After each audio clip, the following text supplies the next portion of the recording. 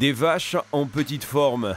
La tuberculose bovine est à nouveau d'actualité au Pays Basque. 3 foyers d'infection sont signalés en ce début d'année. 3 élevages concernés à Saint-Pé-sur-Nivelle et à Hainois.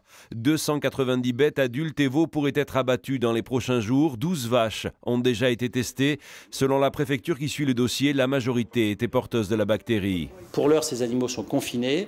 On attend donc le résultat des tests pour identifier le germe précisément. Et puis ensuite, la procédure qui suit, c'est la proposition d'un arrêté préfectoral pour décider de l'abattage. Le dépistage de la tuberculose est un coup très dur pour les éleveurs concernés. Ils ont souvent investi plusieurs décennies de travail dans la génétique de leurs troupeaux. La procédure est stricte, abattage systématique.